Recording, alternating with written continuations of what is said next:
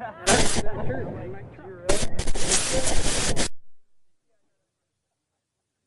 do I so random? Well, Where was you? Tampa. That was my first news experience.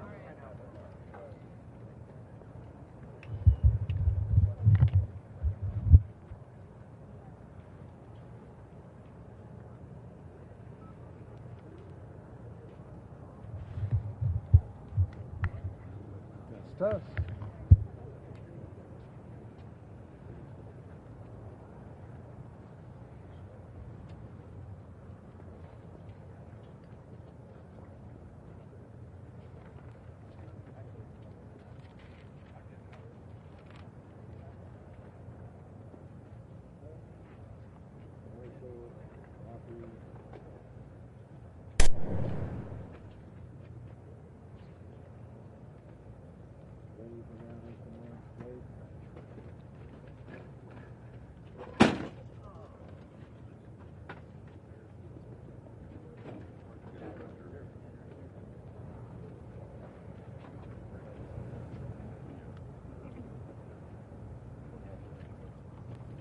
Well, good morning. We'll start this conference quickly here.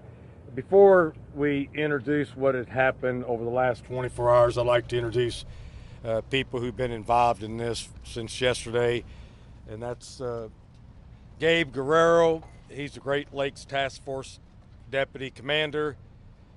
Southern Indiana U.S. Marshal Dan McClan. Steve Lockyer, our coroner. Chief Billy Boland, Assistant Chief Phil Smith, and ISP Justin Bean, who's part of our task force. As everybody knows, we're here today because we were seeking out this particular fugitive from Alabama who had been in on a capital murder offense and had been in Evansville for approximately 1 week.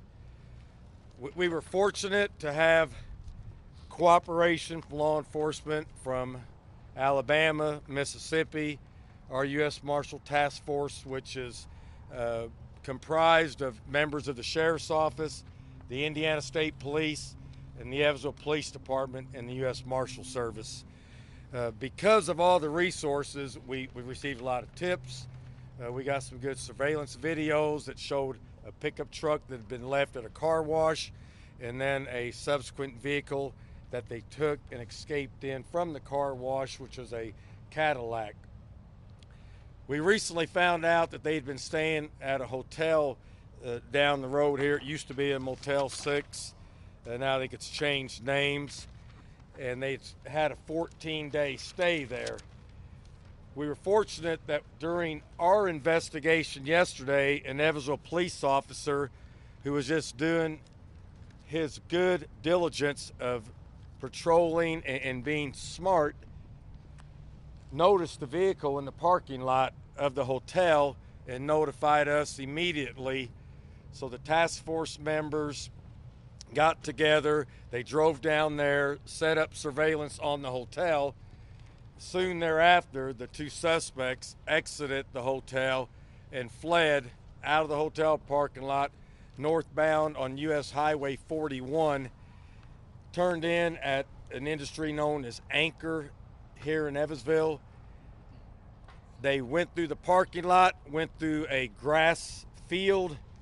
The members of the U.S. Task Force basically rammed the vehicle and pushed it into a ditch. And we later found out, had they not done that, the fugitive was going to engage in a shootout with law enforcement. So by our quick thinking, our actions, sometimes people may call that unnecessary action, but that action may have saved many of my deputies and fellow law enforcement officers' lives. And that's why I represent the Sheriff's Office. I want to bring my people home, and I don't care about the fugitives' lives if it protects my people's lives. And here I commend them for a job well done. They knew they were going up against a dangerous felon, a murderer, and we have photos of the weapons that were located in the vehicle.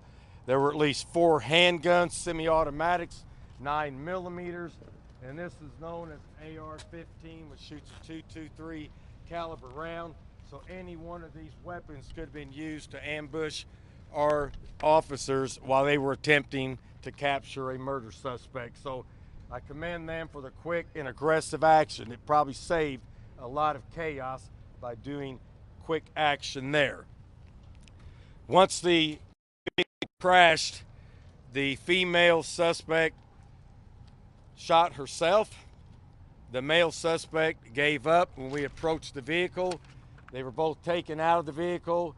Life-saving measures was attempted on the female, but she suffered a grave injury and subsequently died at the hospital last night. We interviewed the suspect for quite some time. I don't want to get into all the details of that because some of that may be used against him, but we have him presently in our Vanderbilt County Jail. He signed a waiver of extradition to go back to Alabama. I've notified the sheriff there, and they are going to make arrangements to pick the suspect up and return him to the state of Alabama. Due to safety and security measures, we won't be divulging that to you. It won't be a public spectacle. When he leaves, he'll go out a hidden exit, and it won't be for public display. So we won't divulge the date and time when the Alabama authorities take the prisoner back to Alabama. Once again, I can't shout out enough praise to all the law enforcement here in our community for the hard work that they do. The task force, I was asked by a member of the media this morning if this was like an odd occurrence, and it's certainly not an odd occurrence. We arrest dangerous felon subjects every single week. We've been involved in multiple shootings in this community. We've shot people, we've been shot at. So this is law enforcement. This is today's law enforcement. It's a very dangerous occupation. So I hope the public realizes what we do is dangerous, and we have to take action to protect ourselves so each and every one of these fine men and women go home to their family and their loved ones, and we don't let the criminal win the war. So I appreciate you being here. That pretty well wraps up what I have to say. We have multiple members here. If anybody wants to add to what I said, you're welcome to do that. Or if anybody has questions they want to ask off this, go ahead. Yes, sir. Two questions, Sheriff. First of all, we know that Vicky White had $90,000 in cash with her. Have you located that money? Yeah, we got a photo. They had about $29,000 left over. Here's a picture of the money that was left in the vehicle that we counted last night after we inventoried the vehicle. And my second question, sir. James, the owner of, or the manager of the car wash who first called police about the truck, will he be receiving the $25,000 reward? Now, I don't know anything about the reward money, personally. Is there anyone here who could address that? Because, I mean, it seems like he sort of solved it. Yeah, and I don't know what, but that would be something that we'll deal with. Right now, that's not on our radar. How did they get the F-150 and the Cadillac? What's that? How did they get the F-150 and the Cadillac? They purchased the F-150 and drove it here. And where they got the Cadillac, I'm not sure at this moment. Do you have any idea what they were doing here for? Well, I think he said that he was just trying to find a place to hide out and lay low. And they thought, they'd driven long enough that they wanted to stop for a while, get their bearings straight, and then figure out their next place to travel. Do you get any indication that they were visiting anyone potentially at this home? No, we don't believe they have any relatives, friends, or acquaintances in Evansville, Vanderbilt County. Is there any dash or body camera video of the incidents yesterday? There may be some dash or body camera video. We haven't got that far yet for examining and releasing that. What about surveillance from that motel? And there may be, but like I said, that's a lot further into our investigation. Sheriff, can you please speak to James Stinson, who called apparently on Tuesday to report not only a truck but also he had seen images of Vicky White with tattoos on his arm and was told there's nothing we can do right now. It's not reported as a stolen vehicle. Those were his words. Why did it take so long to get a response? Okay. Well, I'll let the police chief answer that. So I'll back up just a little bit. On May 2nd, we had an officer on the evening of May 2nd proactively driving through lots, and he was running plates just to see if they were stolen. He actually was the first one to run this plate on the evening of May 2nd, and it didn't come back stolen, didn't return anything. On May 4th, we got the call to the car wash, and the first officer went out, and the caller was not on scene when the officer was there. We do have body camera footage of the officer running the plate, looking in the car. He ran the VIN number, and then he left because it was an abandoned vehicle that we can't tow that. It would have to be 48 hours at the owner's request of a place before we can tow it off of private property. But the owner of a residence can choose to have it towed on their own. He called back a couple hours later and had not seen the officer on scene, so we sent another officer back out, met with him. The second officer that went out also ran the info and explained the process to him, that we would have to wait 48 hours before we could tow it, but if he wanted to tow it on his own, he could. And that's when they towed the vehicle, was on May 4th after that second run. From everything we've seen, there was no mention that this was connected to Alabama. On the 911 Gives Hope, or 911 audio, there was no mention that it was connected to Alabama. So at that point last week, there was no tie at all to this being involved with anything out of state. There was no mention to it being connected with them. So it was just an abandoned vehicle for us at that point. Did Casey White explain why he stopped at the car wash? No, there's no reason. He just happened to pull in there. I think he's going to try to ditch the vehicle there. Can you clarify the 14-day stay? They were only gone for about 11 days, but you said a 14-day? He had paid for 14 days to stay at the hotel. You paid in advance? What's that? Yes, yes. Sheriff, did he give you any sense of an end date? Do we have somewhere they were headed to? Say that again? Did he give you any sense of an end date, place they were headed to? No, they said they were just trying to contemplate where they could go and kind of be discreetly away from the public's eye. Did he have any disguises? Did he have any disguises with them? Wigs, they had multiple wigs. Sheriff, presumably he was in this area since, or they were in this area presumably since May 3rd, almost a week. What other interactions have you been able to trace? If they were here that long, surely there were other businesses or whatever that they would have. Well, to that point, just like yesterday, there's hundreds of tips that come in. Someone claims they've seen the suspects, but we've had people claim they saw them in Richmond, Indiana, and we just go through every single tip. But from my standpoint, we've got the case solved. We've got a person deceased, and we have another person in custody headed back to Alabama. That's my concern. Hey, Sheriff, when we heard that when he was getting pulled, when he was coming out of the car, he said, "My wife is dead and I didn't do it." Do we know if that's true, and were they married? They were not married. They shared the same last name. And our preliminary investigation, we don't believe he shot her. But once the coroner examines the body through a pathology, he can make a determination of that. Sheriff, how do you know that he was aiming Casey White to have some sort of violent confrontation with police? Obviously, you showed that arsenal of weapons inside the car. Did you express in your interviews with Casey any desire to do that? Yes. He said that he was probably going to have a shootout at the stake of both of them losing their lives. Sheriff, did they have a plan? Were they trying to get somewhere? Obviously, he wanted to escape detention. Their plan was pretty faulty. They're criminals. Their plan was faulty, and it failed. Thank God. Say anything about why she shot herself? Well, no. And once again, what was going through her mind, I have no idea. Sheriff, did he express how long that relationship had gone on between the two? And that's under our investigation. We're not going to divulge that right now. Sheriff, did he express any remorse for her death? No. Did you get the sense they were actually doing this together? He was not forcing her in any way? Right. No, he was not forcing her. It was a mutual relationship. Sheriff, can you clarify where she shot herself? Well, we'll let the coroner talk about that after the pathology this afternoon. When is that coroner's report expected? Well, we think this afternoon. Well, we're going to initiate it this afternoon. Yeah, the autopsy will be conducted this afternoon, and they'll put a report out when they're ready.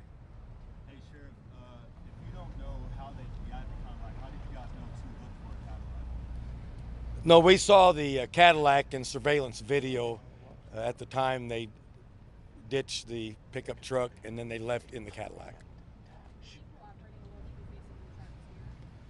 We're not going to charge him here. He has much more serious charges in Alabama, and we want to get him down there and let them take care of that. Were any drugs found, Sheriff? We haven't found any drugs of any significance. Sheriff, you run a jail. How do you feel that somebody that works in a jail, of course not the jail, but somebody that works in a jail did this? Well, it's certainly unpleasant thought, and it's kind of shocking that somebody would do that.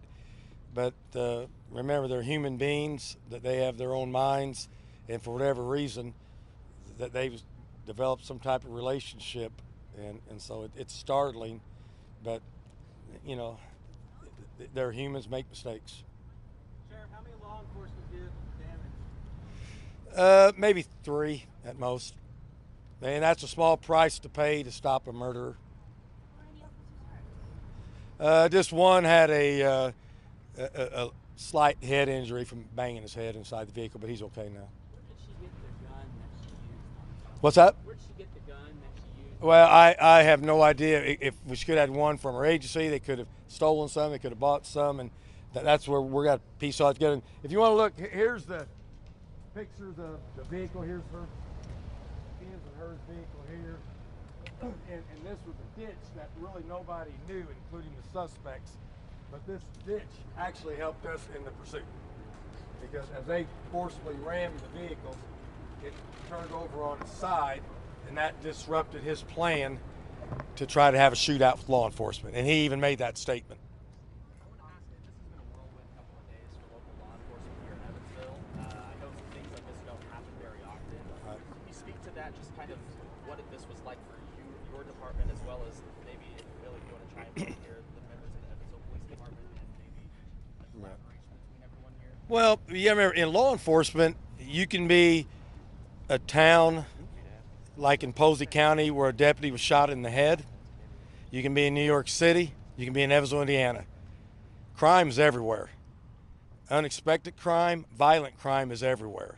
So we never go to work thinking we're not going to encounter an unusual or serious situation. Like I said, our task force members routinely go out and arrest violent felons, murderers, and they get shot at, and they get attacked, and they get resisted. We get involved in pursuits.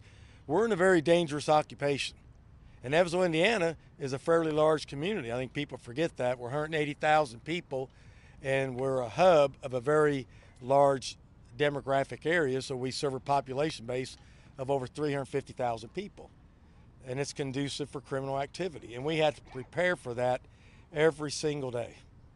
Sheriff, do you know anything about the provenance of any of those weapons? Is it possible that any of them were part of her service as a corrections officer? It could be, but right now we will continue our investigation, but that's the least of my worries at this time. But we will try to find an origin for each and every one of these weapons. And during his cooperative interview last night, did he say anything along the lines of who planned this and how much planning went into it? Yeah, but I'm not going to get into the interview with the detectives. What about the money? Where did the money come from? Do we know that? Well, she supposedly maybe sold a home before she left town and got a large sum of money from that. And he said he doesn't know. With Vicky before she shot herself. Was there what? Any negotiation? Did you have any communication before she was shot? I think she may have had a little bit of communication with our dispatch, possibly. I wasn't aware of it 100%, but I think she may have been talking to our dispatch. Sheriff, is that a police ordered issued taser there in that photo? That's from her duty belt. This is her duty belt she wore as a confinement officer, correction officer in her home state of Alabama. Hey, Sheriff. She just took that with her when she left. And were those in the hotel room or the car? The guns. Was she wearing that belt? In the car. They were in the vehicle. Hey, Sheriff, after you guys seen the initial video at the car wash, what was the indication? How did you guys figure out that they were still maybe in the area? Well, it was a long, drawn-out process, like the police chief said. It's just bits and pieces of information kept coming in and tying things together, and it wasn't until over the weekend where it looked like more of a possibility that they had been here for sure. And once again, after 6 days, it was just hard to believe they were here. I wouldn't think somebody on the run would stay in a community like Evansville for 6 days. But we brought the resources in and continued our investigation based on the information we had. As far as in the jail right now, is he being held in the general No, he's just in a holding area. Now, they were at the hotel for quite a long time. Is there any indication at all that maybe the clerk or someone who works there knew it was them? I mean, this is a nationwide manhunt. Could they have possibly been threatened? Well, I mean, we don't have any reason to believe that right now. But once again, we're less than 24 hours in this investigation. We have a lot more of the puzzle put together. So How many days was the surveillance at the hotel? just yesterday. Yeah, yesterday. A very short window of time. Was Casey White injured yesterday and how? He had a couple of bumps and bruises from the crash. Sheriff, can you confirm that there was a Facebook video that was circulating that had the side angle of the arrest actually taking place? Can you confirm that it was Casey White in that video? I haven't seen the video, but Casey White was at the scene, so you got that for sure. Presumably. Also, can we get JPEGs of those posters so that we can actually have a digital version of that that you're showing us? Possibly, yeah. Sheriff, what was the approximate amount of time after the crash that Vicky shot him? I think it was almost instantaneously. Yeah. Before our deputies and task force members got to the vehicle, she had shot herself. I know you said it used to be a Motel 6. Can you say the actual name of the hotel? Yeah, I got it written down here. So. Motel 41. Yes, probably less than a mile south of here. North. David's actually to your left. Oh, I'm sorry. Yeah, I'm sorry. I apologize. To the left. I'm sorry. Was that F-150 pre-purchased She had bought that vehicle. Yes. in Tennessee or Alabama? I don't know where she may have bought it in the state of Tennessee. I'm not sure. But did she die? Did she purchase it ahead of the escape? Like No, I think after. Sorry, the marshal said that car was actually purchased by Casey White for $6,000 in Tennessee the same day they escaped. Is that Right. not accurate? That's probably accurate. Yeah. Sheriff, can we see you hold the shot of Casey one more time? Yes.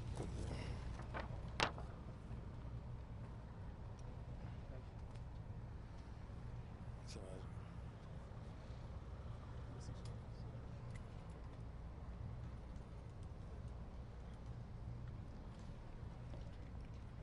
everybody okay with that?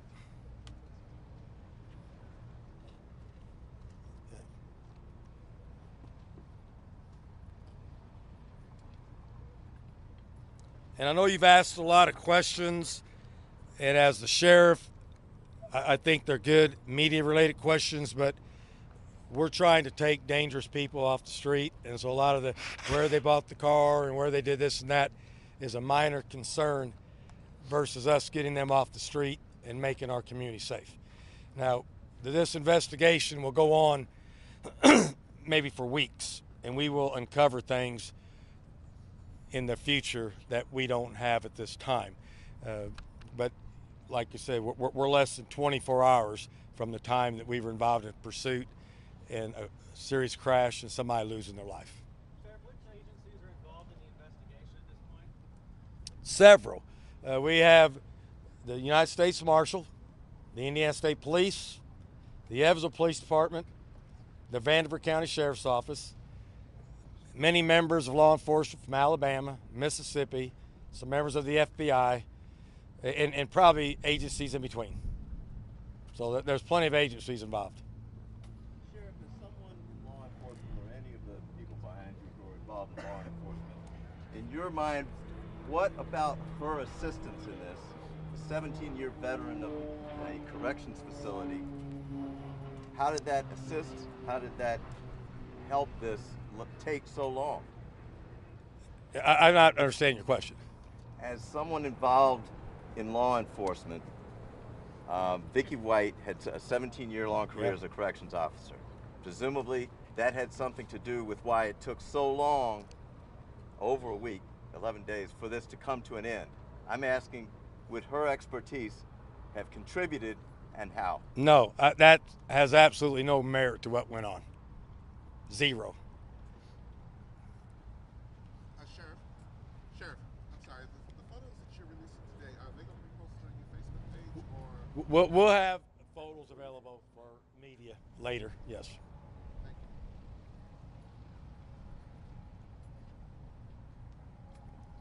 you. Does anybody else need comment? Anybody have anything you want to say? Or anybody have any questions of the other law enforcement leaders here?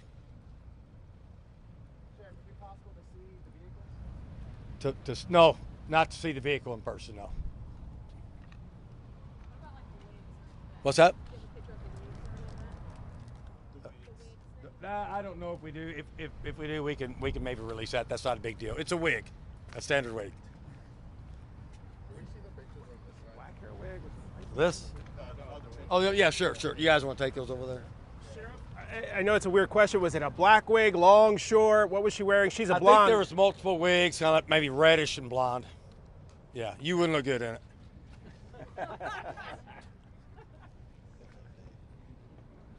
Hey, you don't know that. Well, we thank you. If anybody needs any other questions from anybody, everybody will be mingling around for a while. And once again, keep in mind, less than 24 hours, there's a lot of questions that won't be answered until we have a much deeper investigation, get all of our notes and material together, and we also have privileged information that we can't share. Thank you very much.